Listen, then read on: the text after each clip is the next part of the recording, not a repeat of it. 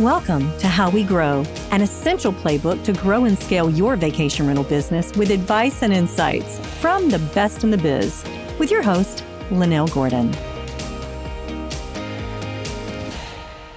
Welcome to How We Grow, the vacation rental show, where we tell you specific strategies that you can use that other property managers use or marketers or experts in their field to help you grow your business.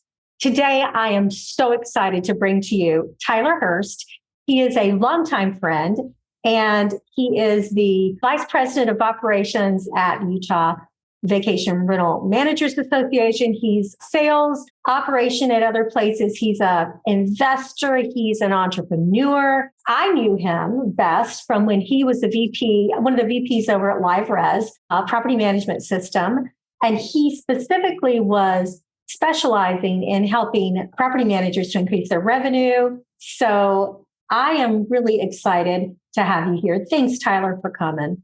You know what? It's great to be here. I've been super excited for this. Lynell, I consider you a friend, and so it's always good to hear from you. And I love the podcast. I love what you're doing. And I think it's a unique take that really can be helpful to vacation rental managers. So I'm excited. This is going to be great.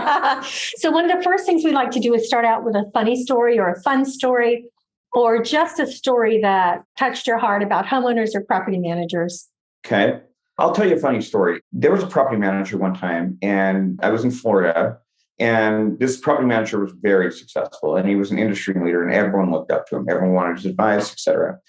And I said to him one day, I said, "Hey, property manager," I said, "have you," and he had beautiful homes, right? And I said, "Have you ever had famous people stay with you?" I mean, in my youth, and right. And he said, "Actually, yeah." He's like, we've had this guy from the Joint Chiefs of Staff. I've had these basketball players. I had this famous skateboarder, right? And he kind of named off a couple of people. He said, but he's like, "I'm going to be honest with you." He said, "I think that's fun and cool." He's like, "But those guys, they just go on vacation to vacation to vacation. They're just bouncing betwing places, right?" Oh, right, right. Sure. They're famous. Right, yeah, exactly. We just give them the best experience we can. But he's like, who I'm really concerned about? These were his words. He said, "I'm concerned about Joe Sixpack from Iowa, who saved his whole life to bring his kids to Disney World one time," right?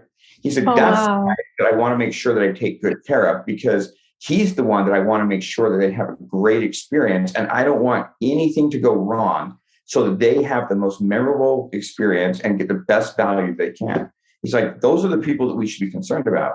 And I thought, oh my gosh, yeah, there's a value conversation. But also, I think that if you can be authentic in any work that you do, that's going to be probably the best formula for success. And I think that he felt the same way. And I never forgot that. And I thought, we need to be concerned with people. That's amazing. That really want to help. And that really touched me, right? And I was like, it changed the way I thought about the entire world. That day, that moment changed everything for me, right? And I've tried to be an authentic person since then. Probably have missed on that a few times, but I've tried to understand, really caring about helping people with whatever you're doing, not just to be successful or to make money, but selling and believing in what you do and getting behind something you do honestly to help. So anyways, yeah, it's just a kind of, the vacation industry is just really close to my heart. And, we were there, me and you both, when I was really young. It's grown up a lot, over the last 15, 16 years since I got involved. And I just think that, as there's a lot of corporations involved in it now and the modeling is a little bit different, I think that one of the things that I hope to continually see is that there's still people, right, helping people. And I think that if we do that, we're going to be that kind of loving industry who wants to help each other succeed as long as we want to. So kind of a weird story, but no, true. It's a beautiful story. It's all about the guest experience. And so many people will tell you that the guest experience is what causes the guests to come back as well. Of course. So, yeah. I think that's beautiful. It's a beautiful story. Tell me, what do you think is the number one piece of advice that you can give to property managers to grow their business? Now, let's talk about growth as far as homeowners. We can talk about growth as far as revenue. There's a lot of different ways to grow your business. I think that growing it, how do I get more homeowners? What's important, in that process? Or you tell me, because I want to ask your advice. I was just throwing that out there because you can go anywhere in the field you want with it, Tyler. Yeah, let's talk about homeowners, right, for a second. Again, if you don't mind, I'm going to use a story. When I started at LiveRes, and this is circa spring 2008, And I got hired. This is actually a funny story. So if you're watching, Rolf, sorry about this. I thought that I was being hired to be kind of a marketing assistant kind of guy. And I was like, I mean, it was something I loved. I was in my young 20s. And I was like, yeah, this will be awesome. And they're like, you're going to be helping us with like lead generation and helping us get leads. And I was like, okay. And I got there. After I got the job, I was so excited. I moved my family down there and I got there and they were like, here's this laptop. There's your office over there. And here's this list of people to start calling that we have. And I was like, whoa, what? And they're like, you're going to call the property managers and you're going to tell them about our software and try and get them to take a demo from that guy. Cold calling? Cold calling. Okay. Can you imagine what I thought about cold calling? And I thought, are you guys serious about this? Like, what? And I wasn't angry, but I was like, well, that's the job. I got to provide for my people and I'm going to do this. So here's what happened. We did a lot of cold calling and we had a lot of fun doing it. And we were really successful at it, actually, right? And you guys remember Lyra's jettisoning in 2008, 2009, growing ridiculously fast and turning a lot of heads doing it. But what ended up happening is one day I went to the vice president of marketing that we had at the time, and he said, we need to have a conversation about how do we get leads to come to us, right? And I think that as property managers or in any business, I've always remembered that is that we do have to go out and get leads. And I'm going to talk about that in a second. But I also think that we have to find a way to also have a different stream of getting them to come to us. And so, I heard this a lot because vacation rental management is 1,000 moving parts. It's usually very mom and pop-ish, right? And I prefer that because I think there's a lot of authenticity and I think you get a better level of service sometimes. But what ended up happening is it taught me that, yes, you got to still go out and make the calls. And so my advice to the property managers, right? And this is just from watching I'm not smart. I just sat in the chair and watched a lot. You have to take the time to do the hard work. You just do. You can't just build a website and think, oh, people are going to come, right? No. Well, I'll buy some AdWords. Nope, right? You have to go build relationships, right? You've got to go build relationships with the realtors in town, right? Who really sell a vacation rental that maybe you work out a commission plan. You need to go and find the lists, right? Whether it's from your county clerk and get a list of all the second homes, or you literally if it was me and you're in the have to position, you have to succeed, right? You quit your job. And, I knew a lady once who quit her job and cashed in her 401k to start a vacation rental company. It was the win-win or win options, right? You have 3 options and they're all win. And she said, well, how do I find owners? I was like, if I were you, I'd go on VRBO and start calling them all, right? I mean, I would do anything to get in front of any owner. And then you give them a really good reason that they need to start using your service. And whether it's take a chance on me or you cut them a deal for the first month or whatever, but you have got to go do the hard things. And if you're willing to do the hard things, almost in anything in life, I've realized you'll be successful. Like I said, and I really believe this, right? I'm not a highly educated, formally educated kid who went to Harvard or some Ivy League school. I joke, but I don't consider myself to be a brilliant person. But what I do consider myself to be is incredibly hardworking. And so that has always been my formula. It's like, I don't know if I know everything about this, but I do know that I can work really, really, really hard. And if I do that, usually things will work out, right? You have to have a little bit of intelligence and a little bit of willingness to learn from others. But I would just tell property managers, if you want to grow, do the hard things. And if you want to talk about what those hard things are, call me, right? And I'll explain, and you'll cry at the end of it. So here's the thing that, people do business with people that they like and they trust. And so you may not have the best commission structure. You may not have all the bells and whistles that another property manager has. But if you have the relationship, that matters. But what is that relationship, right? And, I've watched and been part of and consulted with vacation rental managers all over the place. And sometimes when I go in or if I meet people, you can almost tell instantly if it's going to work or not. And what that is, and it comes back to what I said at the beginning, and this is just maybe a little bit of the ethos that I operate off of, but it's about authenticity. It is. I don't think you can go in and just sell, and just be, everything's going to be great. It's going to be awesome. No pushback. Just, yep, I can do that. I'll book your house 100%. It's going to be awesome. I'm going to make you so much money.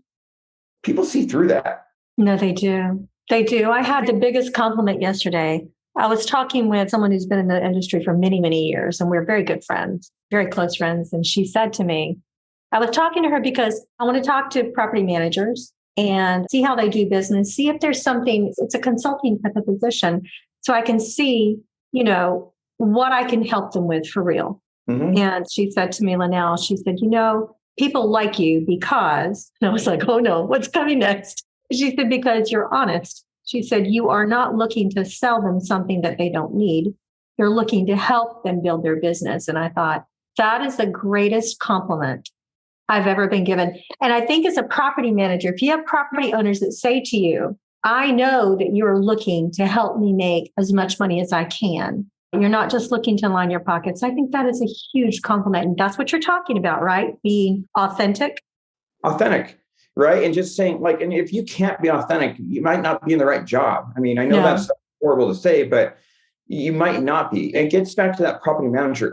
I could see when he said, I care about Joe Sixpack from Iowa, and the tears welling up in his eyes, that he meant it. So if you don't care about Joe Sixpack and you're not authentic, what do you think about hiring someone who does care about Joe Sixpack? I agree. You do the finances on the background and let them create the relationships now, just so you know.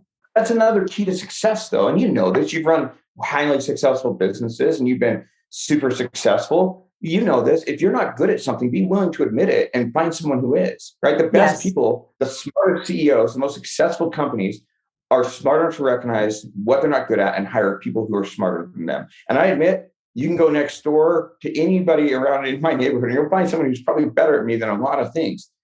I'm okay with that. It took me a little while in my age to kind of get to that place where I didn't have pride of ownership and think that I was the greatest and smartest. But once I got there, I was like, oh my gosh, there's so many resources. So I'm just willing to accept help. And absolutely, it's been really fun to realize I'm not good at this. What would take me 6 hours, you can do in 6 minutes. So let's go do that. And so I would just tell property managers, do the hard stuff, right? If you want to talk about growing, do the hard things and you will be successful. People will see you working hard for their business too. And they love that, right? They love that. And listening to them and trying to come up with a solution that works for them. You have to understand, property managers, that these are people's homes. This is their investment. For some of them, and I've certainly met them, and you probably have too, Lynell, there's homeowners who are like, I want to retire, but I want to have a place where I can go with my family. I'm going to take my entire life savings and buy this vacation rental. That's so many people. Yeah, exactly. And it will work if I can get X amount of dollars out of it. Doesn't have to necessarily pay the mortgage, but it'd be nice. You've got to realize that as a property manager that this is people's life and you can't let them down. No, you can't. Through that. Sometimes I think that we're just so quick, our eyes turn into dollar signs, right? And we just get to the point where we don't recognize that, these are people and this is a life. The other thing is if you don't have vendors that care about you and care about your people in that same way, you need new vendors.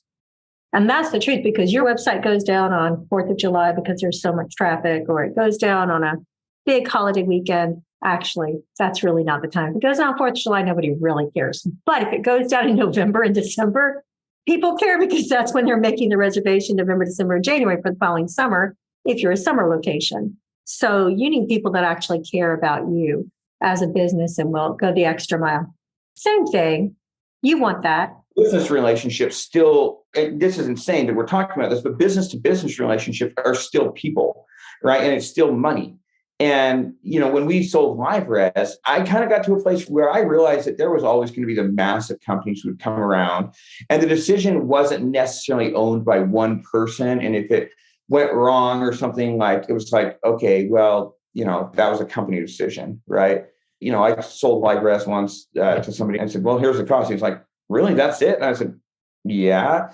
And he's like, we lose that much money in a day. And I was like, then you're not going to care. Just sign up then. Right. But there's other people. I met a lady who literally sold her motorcycle, right, to buy LiveRes software as a setup fee and was highly successful. But she took a risk and risked everything. Tell me she bought another motorcycle. I think she did. She was a big Harley rider, right, in Palm Desert, California, actually. And I remember her. I really like her. I still am Facebook friends with her, right? And that's the kind of relationship I'm like, I'm not going to let you down. This software is literally the best single thing in the world that I can think of to actually help you. And our model of this pay for performance idea that we used was designed around actually being responsible to help the manager. And the thing is, I could feel in my heart the authenticity of like saying, you know what? I actually believe that. And I did. And it makes it so much easier to sell. And then you kind of just leave it all on the table. And if they don't buy, what else can you do? Right. So you're doing that as a property manager, that kind of advice. You think about it when you're cold calling. Yeah. If you think about it this way, I'm going to help this homeowner to rent his home because I care. I sincerely care about him. And you're actually going to be doing him a favor by providing him the very best that you possibly can. If you think about it that way before you call someone and you remind yourself that this is something you do because you love, this is something you do because you want to create this relationship with this person you're calling. The mindset makes a big difference in cold calling. Oh, absolutely. And the thing is, and like I said, doing the hard things. I've done a lot of hard things in my life, selling, and I did a church service mission once, and that was hard. And you know what? What I realized is almost once you get started, there's no bigger thrill than having those successes either. Sure. Right. When you sacrificed and worked the hardest for them. I mean, you're cold calling as a property manager or sending out a marketing email and you get one back. Right. Think about this. You're a property manager in, let's just say, Palm Desert again, and you have 5 units and you're trying to grow your company and you send out a marketing email and, it's 11:30 at night and someone responds back. I guarantee you're responding immediately because you're trying to show them, hey, man, I'm here. I'm always available. Right. I'm here to protect your investment type thing. But that's a really exciting thing to happen. You're like, whoo, yeah. Right. I mean, it probably still happens to you. I mean, there's a thrill in the sell. Right. There's a thrill in the success of that. You know what? There's a thrill. I get the thrill this way. I walked into a property manager's office this past week and they needed a housekeeping solution, but they needed one that fit them. Mm-hmm. And for that property, well, this was the owner as well as the GM. The GM had worked with me before and she was introducing me. When that GM looked at what we had up on the screen and he said, that's exactly what we do. He said, if you took this and you moved that, that's exactly what we have. That's what we need. And the fact that I know that we can provide them, they're actually doing it manually, housekeeping manually, and they have about 350 to 400 properties. So it's a big deal. They're brilliant executioners. Guys are brilliant property managers. Right. Being able to help them, that's what gives me a thrill, knowing that I will make a difference in the lives of someone. And it's the same way when you're cold calling an owner, you know that you will make a difference in their lives, especially if they are that person that's poured their life savings in there that just wants it for that beach week to come. And they want it to pay for itself if it can. It can pay for itself, guys. So, yeah. Oh, absolutely. I think that, and that's what's interesting. And I think that you've been a part of that. I certainly think that LiveRes was a part of that. And the industry has jettisoned since then. But we are in a different place of what technology was available to vacation property managers 15 years ago. And now there's lots of solutions, which is great and bad because it's almost like there's too many sometimes, but it does allow you to go and shop and pick the best solution that fits your company, right? Whether it's a vacation rental software, a website provider, a cleaning service, an automation provider, right? Like the one that you guys have, which is insane. And I was like just stunned by how amazing it was, right? And I was like, oh my gosh, like we do this all day. We need this, right? And I thought, this is a problem where we can now automate what we pay people to do, right? And we can reassign people or, whatever. But I think the interesting thing is, right, when you're looking for a vendor, you look for someone that you kind of also get along with, that you feel comfortable with. And one of the things that I really have believed in is we've always had really good vendor relationships in everything I've done in business, because I realized that and I see people when they're upset, they go and call and just yell at their vendor, right? But I'm like, guys, one, you're killing the messenger for no reason. There's going to be a time when you need a favor from them and you're going to want to have that special relationship where they're going to help you with something. And if you're not willing to do that, then you're going to be in a place where the chips are down. You're not going to get the very best of service, right? And I have relationships with vendors where you usually would call in and just email support. But if it's really urgent, I will call myself. You can just email the person directly, right? And just get a really quick answer and move on. 10 seconds instead of wait to be in a support queue. In the queue, exactly. Right. So being good to vendors is another successful strategy. I'm not a guy who ever thinks that the best way to deal with something is to yell at someone. Vacation rental managers utilize LiveRes and their powerful software that goes beyond the standard. LiveRes empowers you to operate your business the way you want, while offering you powerful support and access to a community of partners and experts to grow your vacation rental business. LiveRes's industry differentiator is software plus support, community, and service, with high converting websites included to get you started. Learn more at liveres.com. What about the best way to increase revenue? We talked about cold calling is a very good, and it's an underutilized part of homeowner acquisition. It is. Yeah. But what about revenue? When we talk about growth, we also want to talk about revenue. Mm-hmm. So when I think about revenue, I'm sure I think about it differently, but you tell me what you think the best revenue strategies are for property managers today. So, and I think you probably know where I'm going to go with this, but I literally think about this 24/7, right? I think about vacation rentals and increasing revenue. And now there's Yes. a different conversation. There's a different conversation about increasing profitability. But if you want to talk about increasing revenue, see, I think that sometimes we get really caught in a very simple model. And I don't think that that necessarily always suits us the best. Again, sometimes doing the hard things are the best things. So obviously getting a lot of homes is going to be great, right? And marketing them properly and having a high occupancy is what you're looking for, obviously. Now, I do think, first of all, when you talk about revenue, the very first thing I would advise is keep very close attention to what your rev par is. And what I mean by that is it's being occupied all the time. And this is simple, but it's not, right? It's insanely complex idea if you can get your hands around it. Is being occupied all the time is not best, because even if you're occupied 100% and your rates are decent, right, and you're getting a good rate, that feels good. But You're leaving money. right, you're probably leaving money on the table in your rate. Of course, you probably could have bounced up a hair. And there's tons of tools now that will kind of show you that and do comps and look around and survey what else is around you so you can pay attention. But then the other thing is that you have to think about every time you get a booking, there is a convergent cost, right? There's a cost underlying that you're going to have people, and no matter what, be successful. But think about this. I watched a company recently lower their rates because they're like, we just need more bookings. And I thought, okay, that's fine. But they lowered them in such a way that the bookings came tons of them. And it was awesome to watch. Like, oh my gosh, this is awesome, right? This is helping us and our occupancy are growing up. But then I thought to myself, look at your revenue. It's the exact same as it was last year. But all you're doing is you're getting the same revenue for more work, because now you have to clean and maintain and mess with all the guests and all the problems that are going to come with a booking for the same revenue. And all you had to do is maybe increase your rate by 10%, and you got less bookings necessarily. And maybe ultimately you will still get more bookings, but you got the 10% more. So I think that first. So my first thing was, and I don't know in order, but I would say pay attention to your RevPAR and make sure that you're getting a really good rate, and watch your occupancy levels and decide what you want to do. Hotels don't try and be full, right? Hotels are never trying to be full, Right. ever. I think they usually shoot for around 80%-ish, 70, 80%. And that's because they know that they have to bring in a third person instead of two people, cleaners. Now they have to bring in a third to handle, 1/8 of the work, and it's very expensive. So that's important. The other thing that I would say is don't be so simple as to think that the best way to make money is just on the booking, right? There is tons of attachment revenue sources. I learned this, again, if your deal is a 10-second story. When I was in college, I worked at Staples.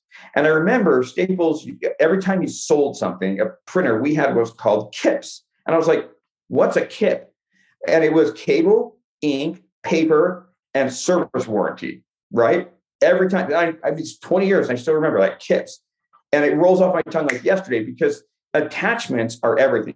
Travel insurance, damage fee waiver, and then building relationships in a guest services way. If you get the time or you have the ability, right, build relationships to sell extras and amenities that people can pay for. Now, you're going to put 10 out there and they're going to reject 7 of them. But the 3 that you consistently sell, kick the other 7 out and then work on the 3, and you're going to make money. Maybe it's ski rentals, and you work with a vendor. So let's talk about the business model right here to start with, because I think there's a piece that you need to bring in so people understand. Sure. So say you're getting a 10% commission off of $1,000. So you made $100 on that rental. But say you also did the ski rental. you charge $200 to rent those skis for the week. I honestly don't know what, that's probably a terrible price, but whatever. You've charged $200 for that, and it cost you $50 to do it. So you're making $150 on that. For that reservation, you made more on the extra, we call them extras, on the extra that you sold, those tips that he's talking about, you made more on that than you did on the reservation. And if you're really good at it, right, and if you use a good service or a good software, we talked about this when I asked you the same question, you can automate the process and not even touch it.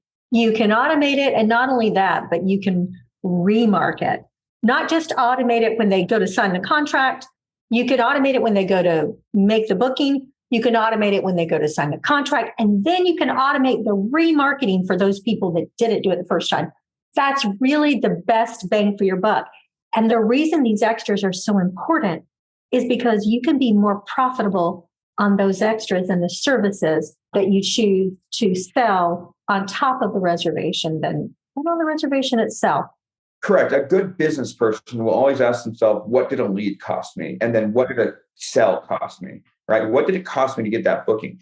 And if your commission's 20, 30%, 35, whatever, and you start looking, okay, my average rental is $2,500 every time I get a booking assist, but what did I have to pay? What are all my, conversion costs, the standing costs that will be there either way? What did that cost me?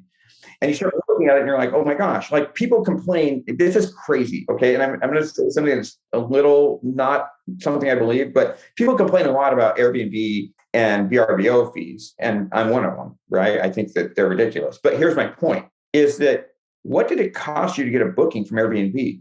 4%? That's probably cheaper than 50 employees, right? Making cold calls. Definitely. And I'm not saying that's a good strategy or not. I don't It like should be a part of a strategy, but it's not a full strategy. Correct. I don't like dependence on just one source. I think that's, you got to color your parachute differently. I think that could be dangerous. But I also believe that when you think about these additional sources, I think you can make way more money.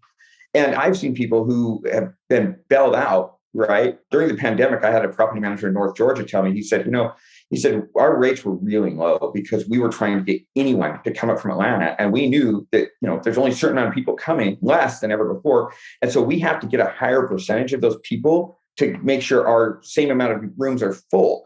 And so with that said, the only way that we were going to make this affordable or make profit is to sell attachments. And they were talking about travel insurance, right? And people just buy it, right? And again, I'm going to advise, think about your destination because there's things that are centric to your destination. So for instance, if you're a drive to Atlanta to North Georgia, it's going to be a tougher sell to sell travel insurance. I get that. But if you're in Hawaii, I'm buying travel insurance every time, right? Because if something goes wrong and I have to change my flight, that's going to cost me $7,000. Exactly. And travel insurance, believe it or not, for destination travel, it's in the top 3 of the revenue makers of the profitability for company.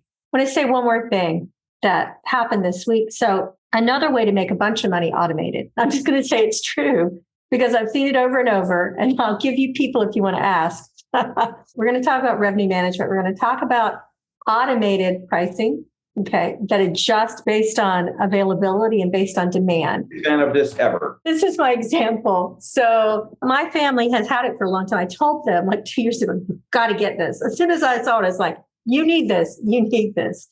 And it's built into their property management system. They turned it on last week for the first time. So I have a rental and it normally rents for $10,500 a week, base rent in the season.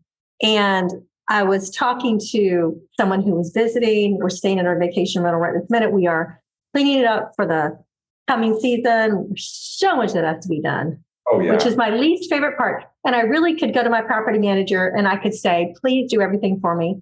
And they would, but I'm being responsible. I'm not going to try to put all that work on my sister or maybe just my property, just saying.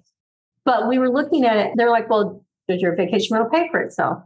We're like, yes. And my husband's pulling it up and he's like, why does it say $13,500? We're not getting $13,500.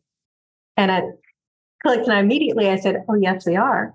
We only have 1 week left in the summer. The type of rental we have is incredibly in demand. There are probably no more on the beach. And so that's how much it cost for this particular week. And he's like, I said, I told you, I said, I will beta this. I told my family, I will beta this. Take my house and stick it that way because I know that it works. And so if you're not doing automatic pricing, go see somebody, go see RevMax. I'm just saying, they will make you a ton of money. They will. It really Go see somebody now, because I am probably one of the biggest proponents in the vacation rental industry for dynamic pricing. It's crazy. Well, you can't keep, honestly, you can't keep track of it fast enough. You literally, I've watched people try, and it changes daily, and it's a rolling situation. The other thing that maybe if you don't understand this, Mr. Property Manager, is that it won't go below the threshold that you set. No, exactly. Right? It can recommend pricing that maybe says, you probably should be charging this, you're charging too much, but at least you see some AI, right, that's saying, no, you need to do this instead. And so I guess what I'm saying is kind of like what, a little bit of what you're saying is that there's not a more valuable tool, because I've done this hundreds of arguments in my life with vacation rental managers who are like, that price is too high 10 months away. Okay, fine. Let's just leave it and see what happens. And I've even had property owners, and I've called and discussed their pricing plan. And they said, you know what, that's never going to book. I don't, even though it's, 9 months from now, I don't want that price that high. I'll never get the booking. I don't like it. Okay. And then like literally the next day, they get the biggest booking they've ever gotten by double. Right. And I watched some property managers like, I don't ever think I'll get a booking over $1,000 a night. I don't want it. Let's not do that. And then they got a booking for like $2,700 a night. I think it's phenomenal. And here's the thing. Here's the real judge of how well it works. So the next day after the pricing was turned on, there were phone calls coming into the office and saying, I want to book at yesterday's price. It was $2,000 different. And so dynamic pricing works, guys. You have to know what you're doing. You have to do your due diligence with it. But I don't know a lot about other softwares, to tell you the truth. I know about RevMax. That's why I feel comfortable recommending it, because they actually do this full service where they sit down and talk to you. They walk through it. I was actually passing by a meeting that was happening with it when they were explaining it to my family's real estate company. And I was like, oh, that makes sense. Oh. Well, the other thing that I guess the one, caveat with dynamic pricing that I'll warn everyone. And when I started looking at dynamic pricing, I had a property manager tell me this. And I said, what do you think of this? You're using it. And he said, it's life-changing, right? What used to take you hours automatically happens now. He said, but remember, Tyler, this is not set it and forget it, right? It will help you move the needle faster, and it can give you a minute off from it if you need to, and it will never be out of control. But you still have to use some human instinct to say, look, you know what? It's Tuesday. We don't have any bookings in these homes at all for, it's just off season, whatever. We've got to do something different here. You can do some manual overrides and stuff like that. But my point is I think that dynamic pricing, it is a revenue juggernaut, right? It will so help your revenue. It will. It will increase revenue. Totally increase revenue. And I'm not talking 10%. And the other problem is I think there's a lot of people, and I've seen this, and you have too, who don't have a freaking clue what they should be pricing their vacation rentals because they just don't know. And they kind of like look at competition, maybe, or they look at VRBO, maybe. But they're like, this is just what we've got, so this is what we're going to charge. And they're like, sometimes they're way too high. They think their home is a Taj Mahal. It's not. It's too low. There's so many tools to help you that will, if you don't know what those tools are, you're welcome to call me. I'll tell you. Yeah. Tyler is happy to tell you exactly. But there are so many tools that will show you what the market is doing. It will show you the booking window for that home, for that particular home, the booking window and the pricing on average and that type of thing. So ADRs, right? ADR. Benchmarking. I was actually having a conversation with the manager yesterday. I said, when I look at pricing, I look at a tremendous amount of data points to just kind of almost put it all together in my mind. Now I'm looking at what they're recommending, but I'm saying, what is my competition doing? And it does take that into account. What is Airbnb and VRBO doing? Yeah. Where am I at as a manager, right? Where was I last year on this? What is my occupancy? Year over year is so important. Yeah. If you're not using these tools, you're hurting yourself. And again, data is king right now in vacation rentals. It just is. And people who are using it are winning, period. And I love it because I geek out on this stuff, right? And I'm not really good data analyst, but I love understanding if I'm right or if I'm wrong. I'm a good data analyst, and I love showing people where they are. and where they might consider doing things. Data. I'm such a data geek. You just I turned into one. Every time I talk to a property manager, the one thing I hate is when they say a lot. How many?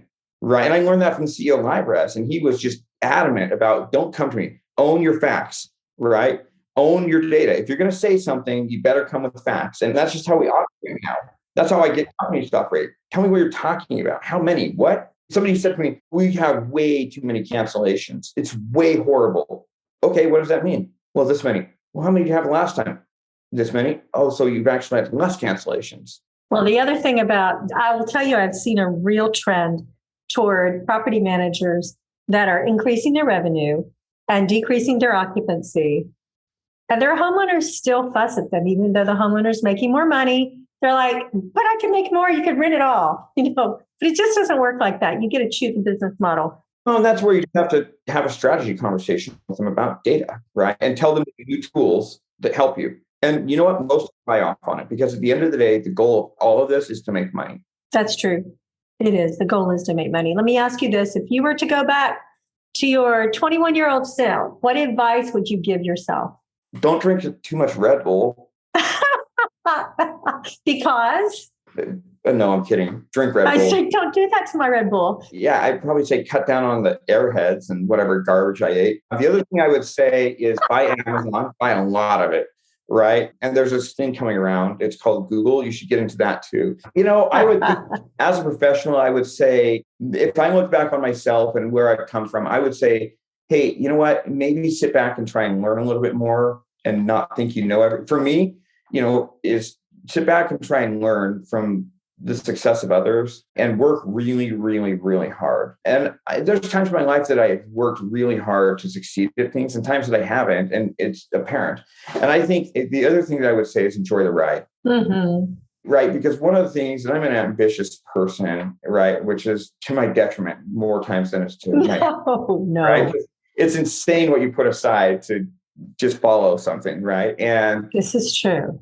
But, I would say enjoy the ride. Try and take time to enjoy the journey, right? And so, again, here's another example. So I've worked on political campaigns and consulted and ran some. It's honestly something I love. It's a hobby. I'm decent at it, right? But one of the things that I always tell people, because when you get into some of these bigger campaigns that are statewide or, national campaigns, whatever, I always tell my staff or my team, I always say, look, I don't know right now, today, I don't know, and I can't control if we're going to win or lose, but I can control how you feel about it at the end.